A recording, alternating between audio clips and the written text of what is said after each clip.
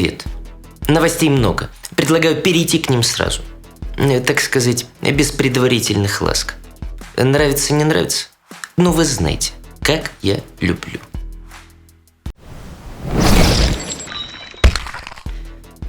Итак, главная тема – наш ответ Чемберлену, то есть НАТО. Вот основные положения. Мы недовольны, как теперь принято говорить, англосаксами. Никакого конструктивного ответа российским требованиям дано не было. И никакого отказа принять Украину и Грузию в НАТО не было. А следовательно, цитирую наше письмо, Россия будет вынуждена реагировать, в том числе путем реализации мер военно-технического характера. Сергей Кужугетович Шойгу уже приготовился.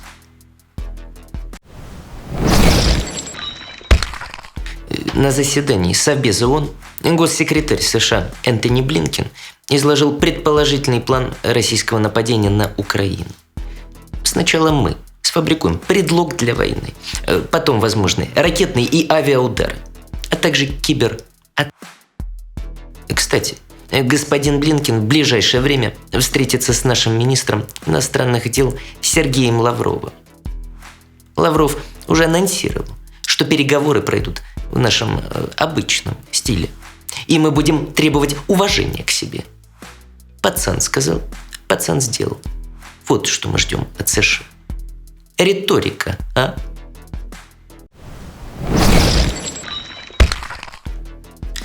Глава самопровозглашенной Донецкой Народной Республики Денис Пушилин объявил эвакуацию населения. Эвакуироваться будут в Россию, конечно же, в Ростовскую область. В Луганске такая же ситуация. Также Пушилин сообщил, что украинская армия готова вторгнуться на их территорию.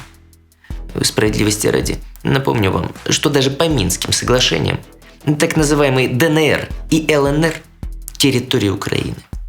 Так что кто куда вторгается, непонятно.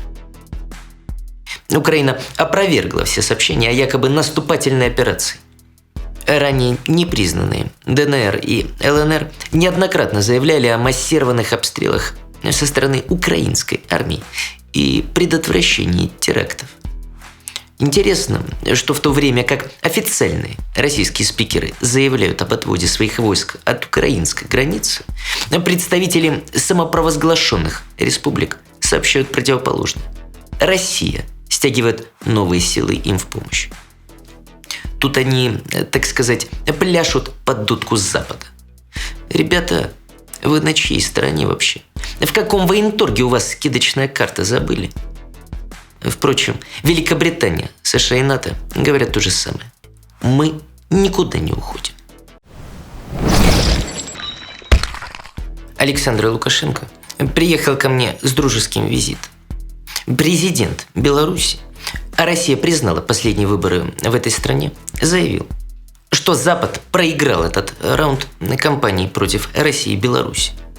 Вечно вы, Александр Григорьевич, к моей славе примазывайтесь. НАТО Россию обложила. Вы-то кому нужны? Однако, перефразирую Вячеслава Володина, спикера Госдумы РФ, нет Путина, нет Лукашенко. Так что понятно, почему белорусский президент волнуется. Я пожелаю ему удачи в проведении референдума. Лукашенко, в свою очередь, заверил нас всех публично в полной военной поддержке России. Ранее он заявлял, что готов разместить в Беларуси не только наше ядерное оружие, но и сверхъядерное. О чем он вообще? Кто-нибудь знает? Может, Илон Маск? И самое главное, что я сказал, повторю тут. Санкции будут все равно. Так что терять особенно нечего. И Россия будет стоять на своих требованиях.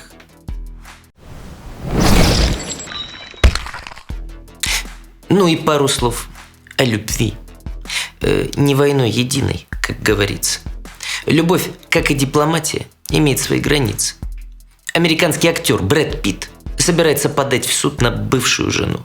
Он утверждает, что его Анджелина Джоли тайно продала свою долю винодельни, которой они владели совместно.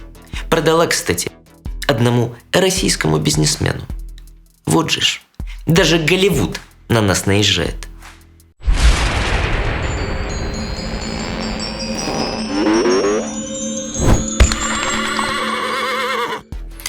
А сейчас со мной на связи украинский журналист и блогер Роман Цымбалюк. Привет, Роман. Привет и слава Украине, Владимир Владимирович. Героям слава. И как вам наш новый ответ Вашингтону? Жестко? Вам понравилось? Владимир Владимирович, с способами привлечения внимания к себе вы, конечно, не подкачали. Ваш новый ответ Вашингтону. Жестко или не жестко? Слушайте, вы все прекрасно знаете, что вам скажут решительное «нет». Вам его уже сказали. Нет, нет и еще раз нет. Никто не откажется от политики открытых дверей. Никто не собирается выгонять членов НАТО из организации. Вы просто хотите показать, что весь мир на вас забил? Ну, вы добьетесь этого. Все говорят о возобновлении боевых действий на Донбассе. Вот даже эвакуацию объявили. Скажите, Роман, если оглядываться назад, сейчас война на Донбассе в более интенсивной фазе, чем тогда? Или нет? Владимир Владимирович, вот слушать вопросы от вас по поводу войны, это, конечно, просто какая-то нелепость. Вы же архитектор, отец этой войны, и прекрасно знаете, какая фаза, больше она или меньше. То, что сейчас вы устроили на Донбассе, вот этот вот перформанс с участием несчастных жителей Донецка и Луганска, катаете их куда-то по ночам, называя это эвакуацией, включаете сирены в городе, а потом выясняется, что это просто ее проверка. Рассказывайте о том, что вот кто-то обязательно нападет. Мы понимаем, для чего это делается. Вы уже всем объяснили сходство и отличия. Путин, товарищ как его там, руководитель Рейха. Ну, вы помните, что запамятовал. Так что по поводу войны, что тут говорить? Создаете казус белли? Вы талантливые, могли бы просто распять очередного мальчика. Могли бы даже это сделать прямо в Хабаровске. Спрошу прямо. Что остановит меня? Санкции не очень страшны. Армия НАТО воевать за Украину не будет. А Россия на нашем веку не развалится. Какого чуда ждать, Роман? Нравится, не нравится, Россия развалится. Это я к тому, что есть разные мнения по поводу мощи вашего государства. Я как раз сторонник того, что у вас все хорошо. И с устойчивостью, и с ценами на нефть. Но мы чуда не ждем. Слушайте, вы нас не первый раз пугали, и сейчас пытаетесь это делать. Максимум, что вы можете сделать, это официально заявить о том, что вы находитесь в Донецке и Луганске.